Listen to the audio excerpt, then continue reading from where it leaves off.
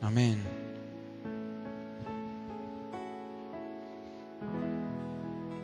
Sí, Señor. Te invito a tomar asiento. La palabra de hoy, como decía Sergio, está en línea con la palabra que hemos recibido para el año 2013. No sé si el eslogan al final quedó firme. ¿Quedó firme? Fe integral, riesgo total, ¿era? Bueno, veremos. Hay que reemplazar el cartelito ese de espíritu, poder y testimonio, sumarlo a las arcas de las palabras que hemos ido recibiendo junto a las 5P y a las que iremos recibiendo y agregar la palabra de este año. Y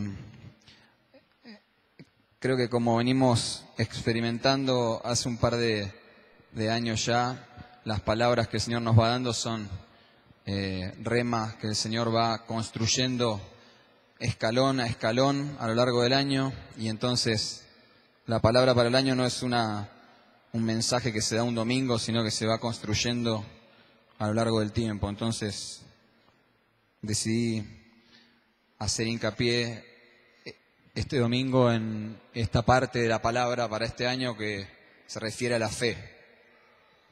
Entonces el mensaje se llama Fe Integral, y el pasaje es un pasaje ultra y archi conocido que se encuentra en Hebreos 11. Vamos a leer el versículo 1 y del versículo 6 al 16. Lo que ustedes van a ver proyectado es la versión Reina Valera contemporánea. Lo pueden seguir ahí, o en su Biblia dice así: Ahora bien, tener fe es estar seguro de lo que se espera, es estar convencido de lo que no se ve. Sin fe es imposible agradar a Dios, porque es necesario que el que se acerca a Dios crea que Él existe y que sabe recompensar a quienes lo buscan. Por la fe, con mucho temor, Noé construyó el arca para salvar a su familia, cuando Dios le advirtió acerca de las cosas que aún no se veían. Fue su fe la que condenó al mundo y por ella fue hecho heredero de la justicia que viene por medio de la fe. Por la fe Abraham obedeció cuando fue llamado y salió sin saber a dónde iba y se dirigió al lugar que iba a recibir como herencia. Por la fe habitó en tierra prometida como un extraño en tierra extraña y vivió en tiendas con Isaac y Jacob, quienes eran coherederos de la misma promesa, porque esperaba llegar a la ciudad que tiene fundamentos, cuyo arquitecto y constructor es Dios. Por la fe Sara misma recibió fuerzas para concebir, aunque era estéril, y dio a luz, aun cuando por su edad se le había pasado el tiempo, porque creyó que era fiel quien le había hecho la promesa. Por eso también de un solo hombre que ya estaba casi muerto llegó a tener una multitud de descendientes tan numerosos como las estrellas del cielo y tan incontables como la arena que está a la orilla del mar. Por la fe todos ellos murieron sin haber recibido lo que se les había prometido, y solo llegaron a verlo a lo lejos, pero lo creyeron y lo saludaron, pues reconocieron que eran extranjeros y peregrinos en esta tierra. Porque los que dicen esto claramente dan a entender que buscan una patria, pues si hubieran estado pensando en la patria de donde salieron, tiempo tenían para volver. Pero ellos anhelaban una patria mejor, es decir, la patria celestial. Por eso Dios no se avergüenza de llamarse su Dios, al contrario, les ha preparado una ciudad. Este pasaje completo, en realidad el capítulo completo de Hebreos, si ustedes ven en su Biblia, el título es La Fe. Es un pasaje que si uno quiere investigar o quiere escudriñar la Biblia acerca de la fe, es el ABC, digamos, ¿no? Acá está resumido, es un manual de la fe, digamos. Hay unas partes del pasaje, de todo el capítulo, que son definiciones acerca de qué es la fe, y después hay una lista de personajes de la Biblia, héroes de la Biblia, que pusieron en práctica la fe, y entonces a través de la vida de ellos el pasaje nos muestra cuáles son los efectos de la fe sobre nuestra vida. Recuerdo que cuando estábamos en Buenos Aires, en la iglesia del centro, el pastor Mraida estuvo predicando un año acerca de este capítulo. Llegábamos el domingo, decía, bueno, hermanos, abran la Biblia en Hebreos 11. Al domingo siguiente, bueno, el pasaje para hoy, hermanos, es Hebreos 11. El tercer domingo, bueno, hermanos, hoy les voy a hablar de Hebreos 11. Y así un año, ¿no? O sea, versículo por versículo, ese año fuimos escudriñando acerca de todo lo que significa la palabra fe. Con esto les quiero decir todo lo que podríamos ahondar en este pasaje y todo lo que tenemos para hablar de esto durante el año. Pero este domingo voy a tratar de hacer foco en los pasajes que hemos leído. Y entonces, lo primero que tenemos acá en el primer versículo es una definición de qué es la fe. Y la definición dice: tener fe es estar seguro de lo que se espera, es estar convencido de lo que no se ve. La versión más conocida, que es la que siempre hemos leído, dice: es la certeza de lo que se espera, la convicción de lo que no se ve. Y este pasaje muchas veces también recuerdo haberlo aprendido de memoria, incluso en la escuela dominical, cuando éramos chiquititos, pero tiene un profundo significado, especialmente para los que somos racionales y todo lo queremos comprobar y todo lo queremos ver y todo lo queremos palpar. Es una definición bien fuerte, ¿no? Tener fe es estar seguro de lo que se espera, es estar convencido de lo que no se ve. Sergio ya ha hablado bastante acerca de experiencias cercanas que nos han desafiado en este sentido durante estos días y en estos últimos meses, ¿no? Y entonces la definición continúa, porque después entre el versículo 1 y el versículo 6 ya comienza a hablar acerca de los héroes de la fe, pero en el versículo 6 hay dos cosas más que terminan de definir el concepto de fe. La primera es la siguiente: fe es creer que Dios existe. Dice, este pasaje lo tenía mi abuelo siempre, mi abuelo era medio artesano, y hacía unos cuadritos de madera, y lo que siempre ponía en muchos de sus cuadritos era la primera parte de este pasaje, que es: sin fe es imposible agradar a Dios. Pero lo que más me llama la atención es la segunda parte de este versículo. Dice: porque es necesario que el que se acerca a Dios crea que Él existe. Es decir, para tener fe, lo primero que tenemos que hacer es creer que Dios existe. Pareciera tan básico, ¿no? Que para acercarnos a Dios debemos creer que Él existe. El tema es cuántas veces venimos a la iglesia, cantamos de Dios, hablamos de Dios, pero no tomamos noción de quién es ese Dios al que estamos sirviendo. Creer que Dios existe es, la Biblia dice que los demonios creen y tiemblan también, ¿no? Y ustedes caminan por la calle y le dicen a la gente: sí, yo creo en Dios. Pero creer en Dios es apropiarse de ese Dios al que nosotros servimos en toda su magnitud, en toda su plenitud, en toda su potencia. Creer que Dios existe es una condición necesaria. En ciencias, si me pasás a la placa siguiente, una condición necesaria sucede cuando la proposición B no es posible a menos que suceda la proposición A, ¿no? Y el apóstol Pablo era un fantástico científico en aquella época ya, y nos define la condición necesaria para acercarnos a Dios. Si me pasás a la siguiente. La condición necesaria es creer que Él existe, es decir, no nos podemos acercar al Señor para nada, ni para adorarle, ni para pedirle, ni para interceder, como vamos a hacer a partir de mañana, si no creemos, primero no tomamos noción de quién es ese Dios al que estamos sirviendo. Y refuerza esta condición necesaria. Ahora sí, la primera parte del pasaje dice: sin fe es imposible agradar a Dios. Es decir, que ni siquiera el Señor se agrada de nuestra ofrenda si no tomamos noción y tomamos livianamente quién es. Segunda parte de la definición, porque este pasaje continúa, dice: fe implica creer que Dios es galardonador. Y entonces busqué en el diccionario qué significa galardón. En realidad, la versión Reina Valera 60 dice que Dios es galardonador de los que le buscan. En el pasaje que acabamos de leer dice, y que sabe recompensar a quienes lo buscan, ¿no? La segunda parte del versículo 6. Y la definición de galardón que aparece en el diccionario dice, premio o recompensa de los méritos o servicios.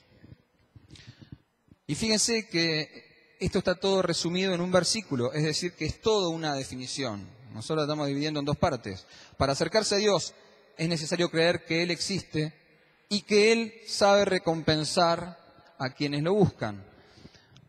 Ya hemos predicado acerca de esto, recuerdo mi último mensaje también hablaba acerca de esto. Generalmente muchas personas tienen la tendencia a buscar a Dios a cambio de algo o cuando necesitan algo de Dios.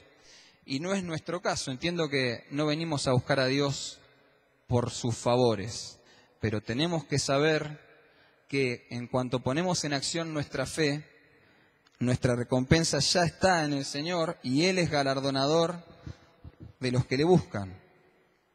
Recuerdo también un mensaje de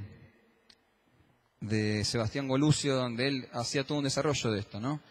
¿Cuántas veces estamos pensando en cómo el Señor prospera a nuestro hermano y nosotros vemos el galardón, pero no entendemos la búsqueda que ese hermano viene haciendo del Señor y cómo su fe en acción produjo ese galardón? Dice también la Biblia en Santiago 2:17 que la fe sin obras es muerta. Es decir, que nosotros no buscamos a Dios buscando su galardón, pero cuando ponemos en acción nuestra fe y nuestras obras en fe, tenemos que saber que el Señor ya ha destinado para nosotros un galardón. Y entonces arranca la parte del pasaje en la que empieza a hablar de los héroes de la fe. Y entonces empezamos a ver cuáles son los resultados de esa fe integral puestos en acción. El primer pasaje, el primer versículo que habla de esto, dice así: por la fe, con mucho temor, Noé construyó el arca para salvar a su familia cuando Dios le advirtió acerca de las cosas que aún no se veían. Fue su fe la que condenó al mundo y por ella fue hecho heredero de la justicia que viene por medio de la fe. Eso dice el versículo 7. Me llamó mucho la atención esto de que Dios le advirtió a Noé acerca de las cosas que aún no se veían. Nosotros solemos tener una noción de lo profético muy centrada en nuestra persona. Sergio mencionaba recién que hay hermanos con don de profecía en nuestra congregación y eso está buenísimo. Pero en realidad cuando uno ve en la Biblia la profecía y lee los profetas en su momento tenían mucho más que decir acerca de los tiempos que se vivían en el momento en que ellos estaban hablando de parte de Dios, que con palabras personales dadas a alguien, digamos, ¿no? Más allá de que muchas veces los profetas han hablado de parte de Dios al rey o a un siervo de Dios, pero en general los profetas eran personas que denunciaban y que hablaban y que establecían el tiempo de Dios en cuanto a lo que se vivía en ese momento. ¿Está bien? Y entonces me llamó la atención esta parte que dice que Dios le advirtió a Noé acerca de las cosas que no se veían. En general, en el mundo, el que sabe de algo se prepara. Digamos, el que está advertido acerca de algo que va a suceder, se prepara para eso que va a suceder. Si yo hoy le estaba diciendo a Marcela que hace una semana estaba leyendo el pronóstico del tiempo en mi teléfono y se cumplió exacto el pronóstico. El pronóstico decía, miércoles, jueves y viernes, 40 grados de calor, tormenta eléctrica el domingo. Miren para afuera por la ventana, ¿no? Es decir, si yo no traía paraguas hoy, bueno, ¿no? Soy un gil porque ya sabía que iba a llover. Siempre pongo este ejemplo, incluso lo hablo cuando doy clase de economía en el terciario. Cuando fue el corralito, en el año 2001, en Argentina, tuve la oportunidad de tener algunos profesores que eran gente de importancia en algunos bancos en Buenos Aires y nos contaban que antes del corralito, ustedes saben, el corralito fue esa medida del gobierno que dejó los ahorros de la gente adentro del banco y la gente no podía sacar la plata, ¿no? Bueno, antes del corralito, una semana antes, mucha gente sacó su plata del país y había camiones enteros de plata que iban a Ezeiza y viajaban los billetes al exterior, ¿no? ¿Quién fue el que pudo tener ese dato antes? Bueno, el que pagó tenía a alguien adentro que sabía, que tenía la información, que le pasó la información con tiempo y eso le permitió estar advertido, prepararse y sacar la plata y no quedar adentro, ¿no? Es decir, en el mundo se paga mucha plata para estar advertido de los tiempos. Pero dice acá que la Biblia le advirtió a Noé acerca de los tiempos. Es decir, que cuando nosotros ponemos nuestra fe en acción, debiéramos esperar que Dios nos revele los tiempos. En los tiempos en los que vivimos, agitados, complicados, compulsivos, el Señor nos revela los tiempos. Tenemos que orar, poner nuestra fe en acción implica pedirle al Señor que Él nos revele el tiempo en el que estamos viviendo. Y estando advertidos, prepararnos. Por eso dice, la fe te permite entender los tiempos, el que está advertido se prepara. Señor, que tu revelación caiga sobre nuestra vida, sobre nuestra iglesia y podamos estar advertidos de los tiempos que vienen. Pero dice además, dice la segunda parte del pasaje, el versículo 7, fue su fe la que condenó al mundo y por ella fue hecho heredero de la justicia que viene por medio de la fe. No dice la Biblia que Noé construyó el arca, se paró en la punta del arca y se puso a juzgar y a denunciar a la gente que se había quedado abajo. No dice eso la Biblia. Dice que la fe de Noé condenó al mundo y por ella fue hecho heredero de justicia. Es decir, el otro día, antes de fin de año, Rubén Gasparini mandó un escrito acerca del gobierno y de algunas cuestiones políticas que él escribió, de opinión, y en una parte hablaba de la falta de justicia en nuestro país, especialmente relacionado con los actos de gobierno, ¿no? La corrupción en el gobierno y cómo generalmente las personas que están en el gobierno y son corruptas terminan sin ser juzgados y entonces se establece injusticia, ¿no? Y yo le respondí a Rubén en ese momento, entre otras cosas, yo creo que, Rubén, que te quedaste corto, porque la injusticia que estamos viviendo no se vive solamente en cuanto a los hechos de corrupción en el gobierno. Injusticia es hoy todavía en Cipolletti no conocer quiénes son los autores del triple crimen, del primero.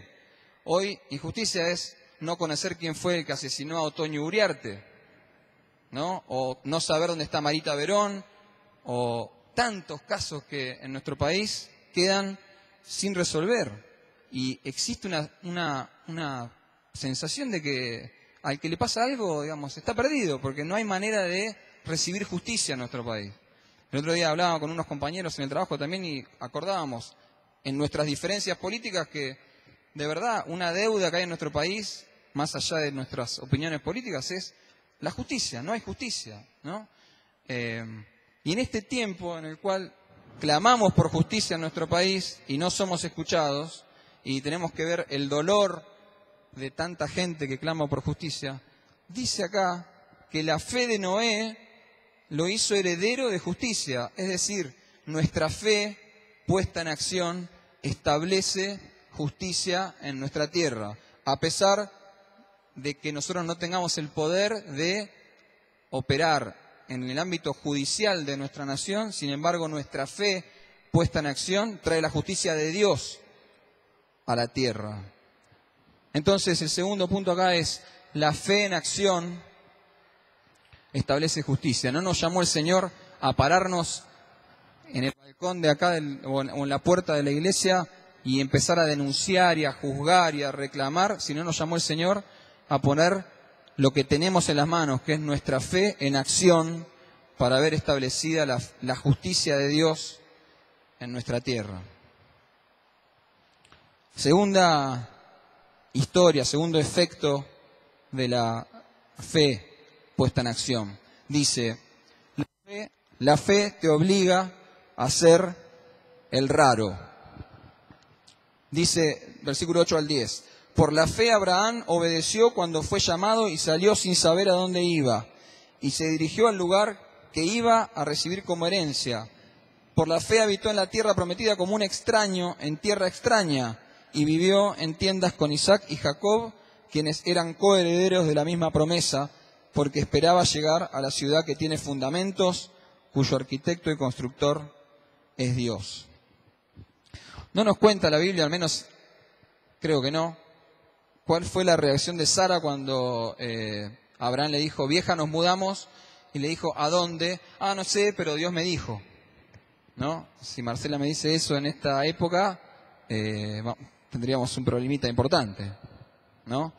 Repito, yo que soy tan concreto que quiero ver cosas, Dios me dijo, me hubiera hecho bastante ruido, ¿no? Pero sin embargo dice que salieron y se mudaron a una tierra extraña. Y dice que vivió como extraño en tierra extraña. Es decir, todas las costumbres, las formas, el clima, todo lo que había en el lugar nuevo al que se mudaron Abraham y Sara, no tenía nada que ver con el lugar del cual habían salido. Y entonces la pregunta es, ¿qué necesitamos nosotros para poder obtener la herencia que el Señor nos ha dado, tantas palabras que hemos recibido, tantas promesas que se nos han sido impartidas? Pásame la placa siguiente. La herencia del Señor es irrevocable. Cuando uno recibe una herencia, generalmente eso está documentado en un papel y no hay nadie que pueda quitarnos lo que legalmente nos ha sido otorgado. Eso es una herencia, ¿no? Cuando alguien decide legarle a otro, generalmente es a un familiar, algo que posee. Esa herencia es irrevocable. No me voy a meter en cuestiones legales, tendría que estar Alejandro acá, ¿no? Pero, que es abogado, pero generalmente, por lo general, como principio, una herencia, una vez que es legada a alguien, es irrevocable, ¿no? Ahora, dice el pasaje que Abraham esperaba llegar a la ciudad que tiene fundamentos. En la época de Abraham ya existían las ciudades, no como las conocemos hoy, pero sí eran ciudades, eran lugares fortificados con muros. Generalmente en esos lugares era donde se comerciaba, donde había lugares para poder intercambiar cosas. Entonces eran lugares que tenían mucha relación con la riqueza y también con la seguridad. Una ciudad era fortificada, es decir, era difícil atacar ese lugar y quitarle a la gente de ese lugar lo que la gente tenía. Sin embargo, Abraham, dice, vivía en tiendas con Isaac y con Jacob. Era gente nómade, ¿no? De criar animales, y vivían de un lado para el otro, generalmente donde los animales podían comer. Ahora, ¿Abraham quería eso? ¿Le gustaba vivir así? Dice el pasaje que Abraham esperaba llegar a la ciudad que tiene fundamentos. Es decir, él sabía que el Señor le había prometido un lugar fortificado, rico. Esa era la herencia por la cual él salió y se mudó a aquel lugar. Sin embargo, fue allá y siguió viviendo como nómade, en tiendas, de un lugar para el otro. Y dice la Biblia que Abraham vivió como extraño en tierra extraña, es decir, pásame lo siguiente, el precio de establecerse es ser distinto, es vivir diferente al resto. Abraham sabía que había un precio por pagar antes de recibir esa herencia que el Señor le había prometido. Y ese precio a pagar era transformar el lugar al cual el Señor lo mandó. Dice que vivió como extraño en tierra extraña. Se mudó a un lugar donde todos lo veían como el vecino raro. Era el tipo que se portaba diferente, medio loco, que nadie sabía de dónde había llegado, y que sus costumbres eran absolutamente diferentes a las del resto. Pero el Señor tenía que operar a través de Abraham y toda su descendencia que vino después. Si leen todo lo que sigue en la Biblia se van a enterar la historia del pueblo de Israel. Tenía que operar muchos años todavía a través de Abraham y sus descendientes para transformar las costumbres, las creencias y las vivencias de ese lugar antes de poder establecer la herencia que finalmente los descendientes de Abraham recibieron.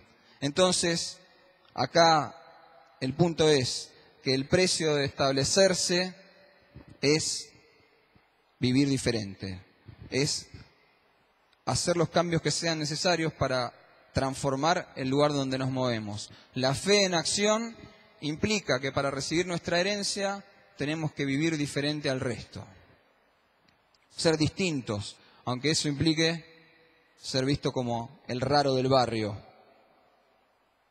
Tercer punto y efecto de la fe integral puesta en acción.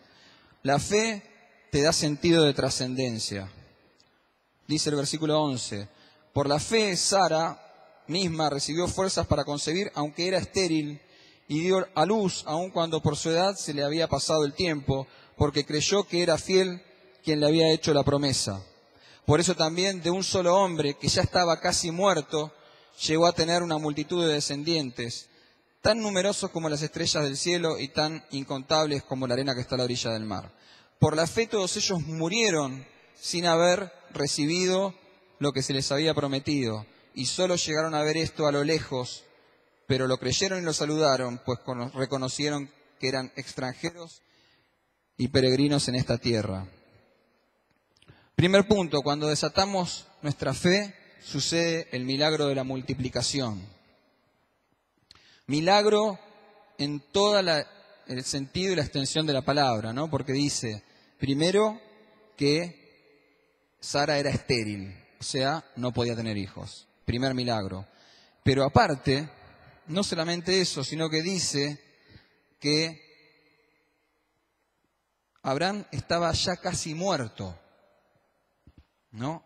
Y sin embargo el Señor le promete una descendencia incontable como la arena del mar y como las estrellas del cielo, historia que ya conocemos, archileída y archiestudiada, ¿no? Pero yo me preguntaba, ¿por qué a Dios a veces es medio irónico, ¿no? A mí generalmente me dicen que soy irónico, se ve que me parezco cada vez más al Señor. Digo, ¿por qué Dios lo usó a Abraham cuando ya estaba casi muerto, ¿no? ¿Por qué no lo usó a los 20 años? Cuando está con toda la polenta, con toda la fuerza, con todo el vigor, con todo por delante. Tiene que esperar que sea un viejo cachuzo, ya casi muerto, para poder mandarlo a que se mude a una tierra lejana y a tener herencia.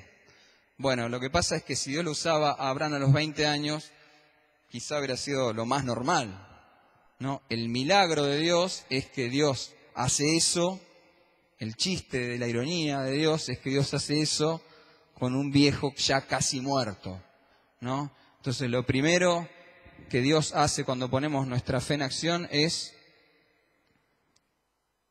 multiplicarnos. Tengamos la edad que tengamos y estemos en la situación que estemos, el Señor multiplica. Tenemos nuestra fe puesta en acción y el Señor obra con un milagro de multiplicación. Pero aparte, lo más llamativo para mí en esta parte del pasaje es que Abraham entendió que el obrar de Dios en su vida iba más allá de él. El sentido de trascendencia está en que él se mudó a ese lugar entendiendo que quizá él no iba a ver todo lo que Dios le había prometido. De hecho, dice el pasaje, por la fe todos ellos murieron sin haber recibido lo que se les había prometido. ¿Qué pensaríamos nosotros de alguien que nos promete algo y no cumple? De hecho, lo vivo todos los días, ¿no? Mis nenes. Vos dijiste, papá, que...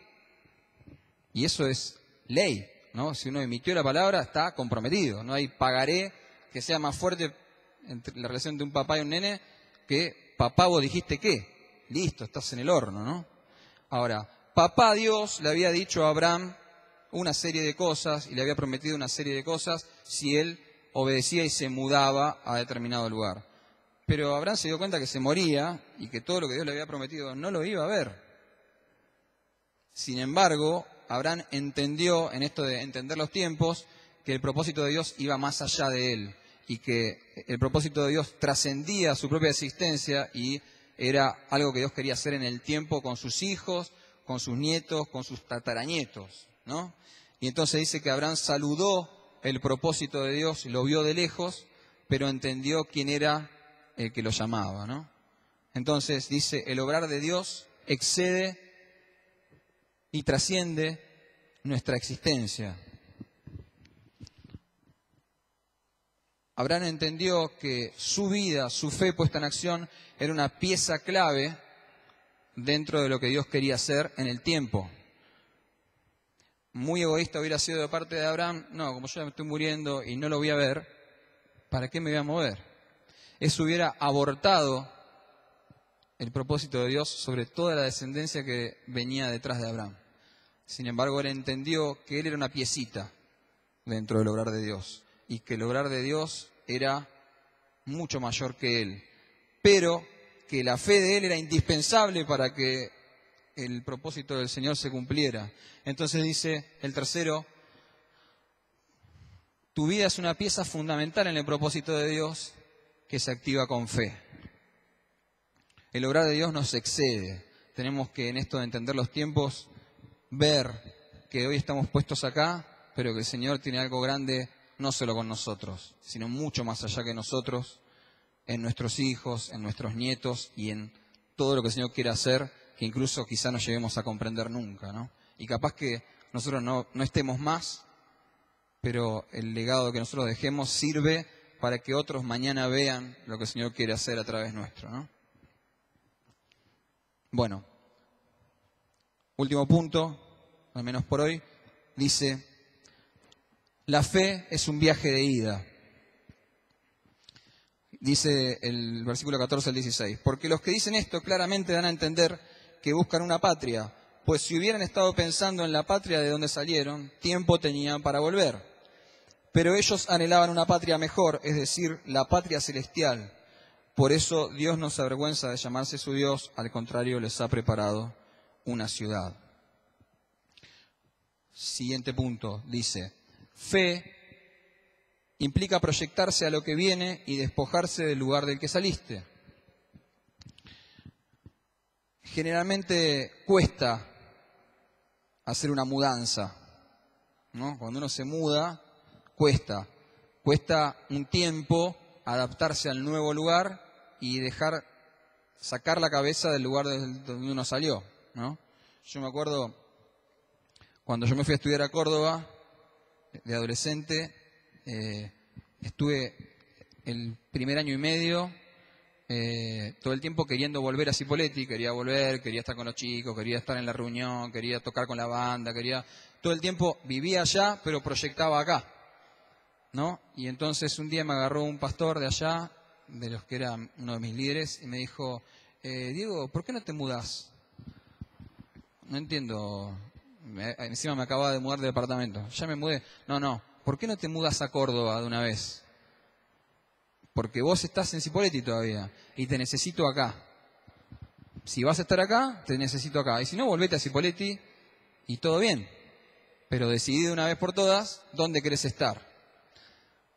Entonces, y eso me hizo clic en la cabeza, de verdad fue así, ¿no?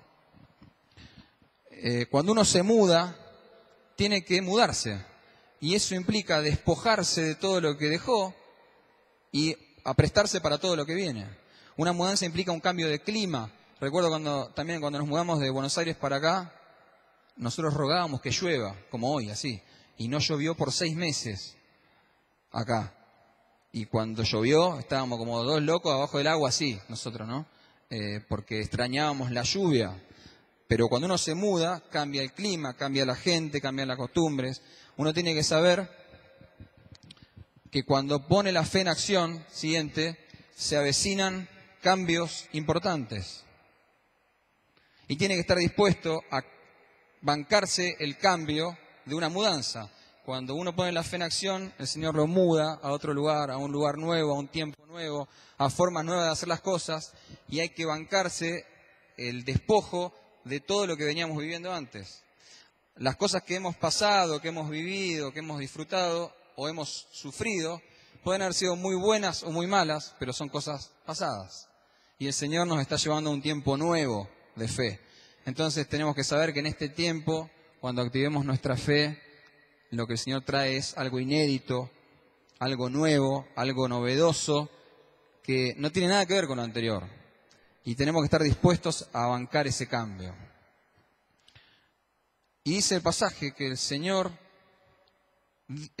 acá dice, si hubieran estado pensando en la patria de donde salieron, tiempo tenían para volver, ¿no? Pero el Señor se agrada de llamarse su Dios porque saben que está pensando, esta gente que se había mudado no estaba pensando en Canaán, estaba pensando en la patria que el Señor les tenía preparada, ¿no? Entonces dice el Señor, no se avergüenza de ser su Dios.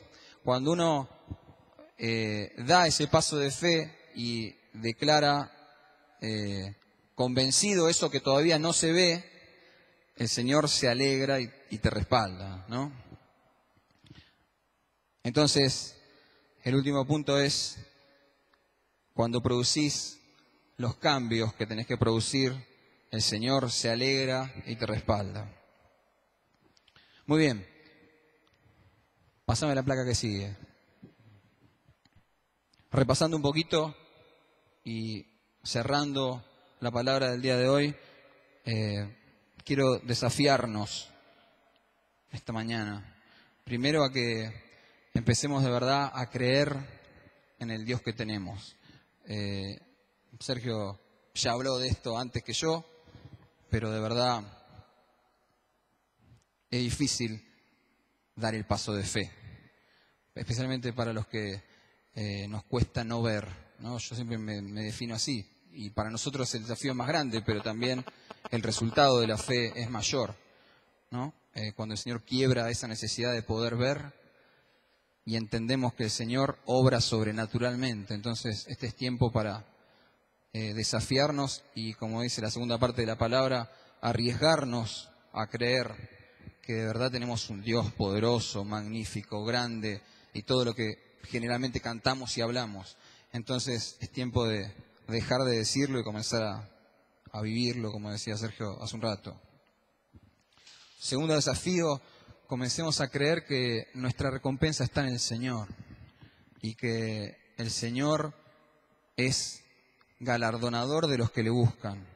Si por mucho tiempo hemos estado o has estado viendo y pensando y esperando cuándo el Señor va a recompensarme por todo mi esfuerzo, por todo mi trabajo, por todo mi servicio, tenés que saber que el Señor no es deudor de nadie y que Él ve tu esfuerzo, ve tu sacrificio, ve tu entrega, y lo que vos buscás en silencio del Señor cuando nadie te ve, el Señor lo recompensa en público.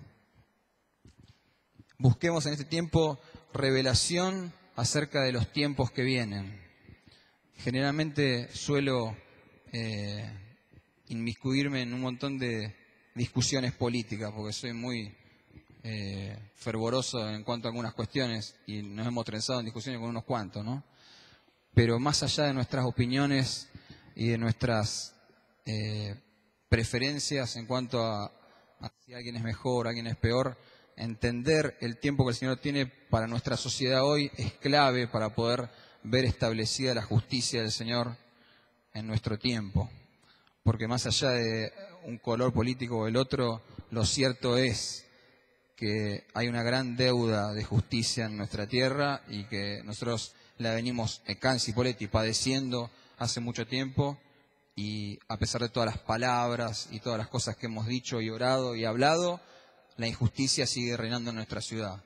Entonces es tiempo para pedirle al Señor revelación acerca de los tiempos, prepararnos y que nuestra fe establezca la justicia en la ciudad.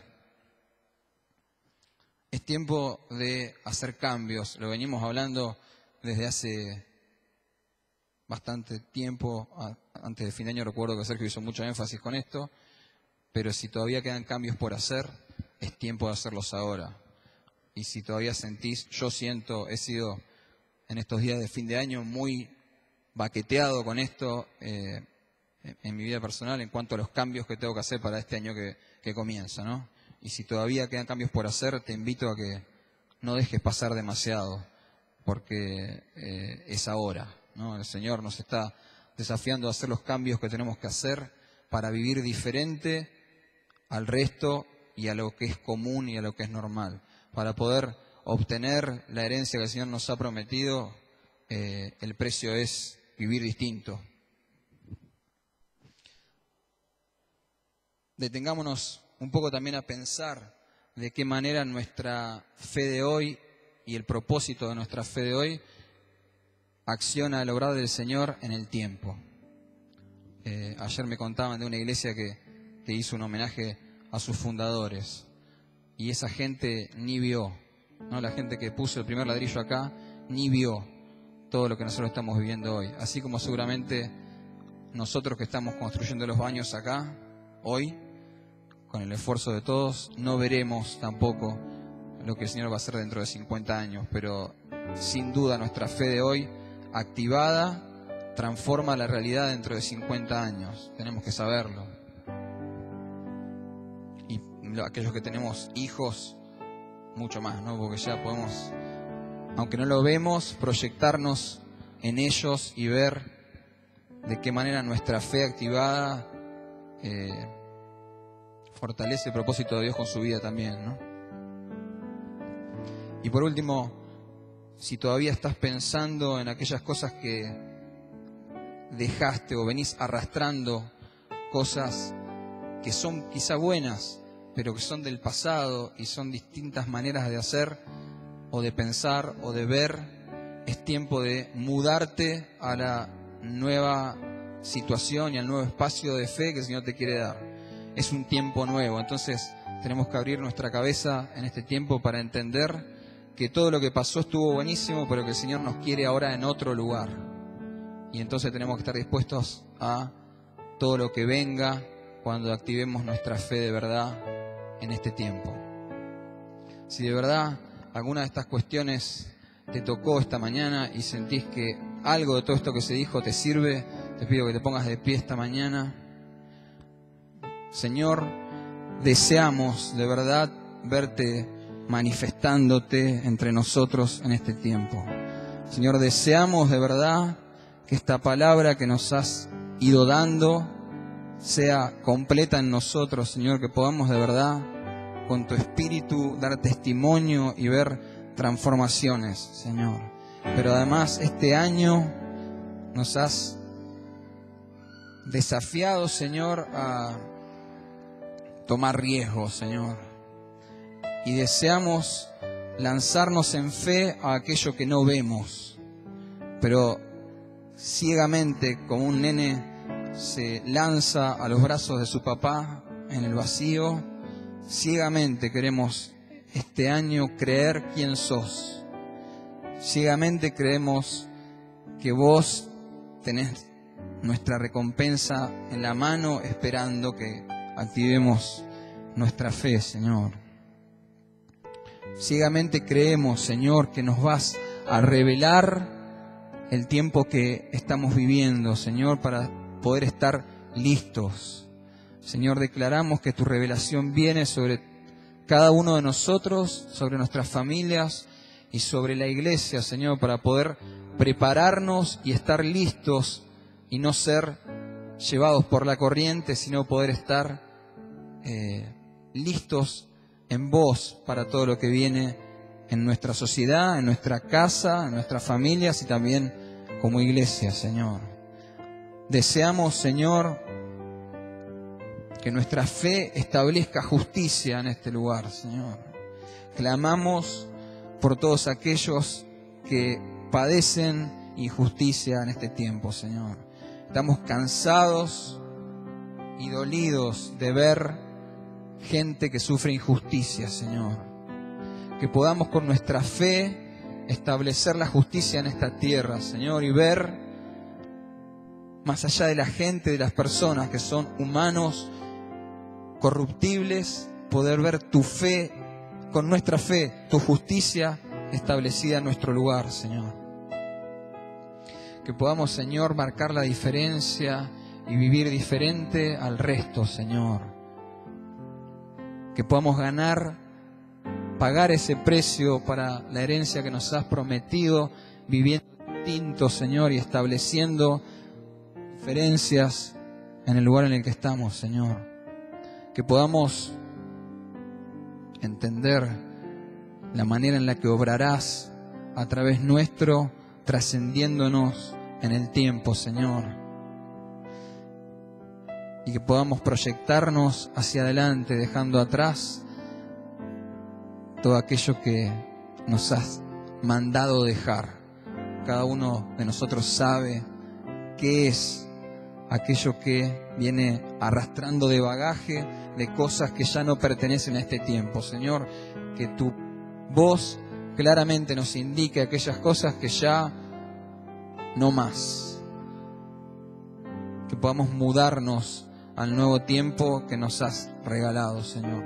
Declaramos esto en fe esta mañana, Señor, que podamos, como decía Sergio hace un rato, ver hoy tu obrar, Señor. No queremos ni vivir de lo pasado, ni tampoco estar todo el tiempo proclamando cosas que vas a hacer. Queremos contar las cosas que harás hoy entre nosotros, Señor, y lo declaramos en fe, lo creemos en el nombre de Jesús. Amén y amén. Amén. Tremenda palabra de parte del Señor, yo la creo. ¿Cuántos creen que Dios ha hablado esta mañana? Y si no, es confirmación esto de todo lo que Dios está hablando y haciendo entre nosotros. Hermanos, esta noche tenemos la oportunidad de comenzar a dar ese paso diferente. Así que cuento con que todos, ¿sí?, nos vamos a poner en marcha con esta palabra, con este desafío. Véanla Juana, ¿sí? Véanla ella y por favor tomemos el compromiso de empezar a accionar. Dios ha hablado, ¿sí? Vamos a cerrar con una canción. Juan, te invito a que pases. Y cuando terminamos la reunión, ¿sí?, abrazate con tu hermano y por favor te invito a que te movilices a contagiar esta palabra, ¿sí? Que la lleves a los demás. Hoy somos pocos, la lluvia, las vacaciones hacen que seamos menos, pero movilicemos la palabra, ¿sí? Juan. Sí, Señor, te alabamos y bendecimos. Hermanos, una cosita les iba a comentar en base a la palabra que trajo Diego. Una fe integral y un riesgo total demandan de una adoración extrema, de un sacrificio de alabanza como nunca antes tuvimos. ¿Cuántos dicen amén? Vamos a celebrar el nombre de Jesús, vamos a alabarla. ¿Se ponen de acuerdo los músicos y arrancamos? Sí, Señor, te alabamos. Eres maravilloso.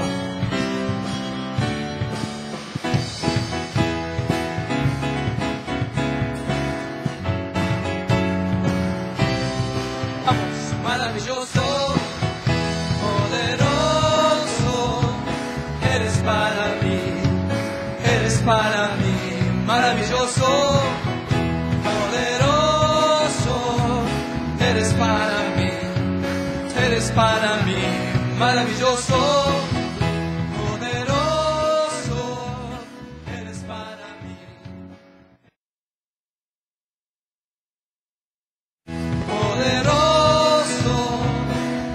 Para mí, cambiaste,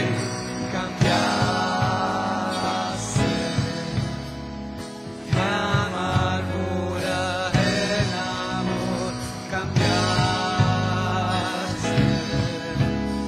brillando en gozo sí, Señor, maravilloso, poderoso, eres para mí. Maravilloso, poderoso, eres para mí, maravilloso, sí Señor, eres para mí, para mí. Maravilloso, poderoso, eres para mí, eres para mí. Maravilloso. Sí, Señor, te alabamos, te bendecimos, Jesús.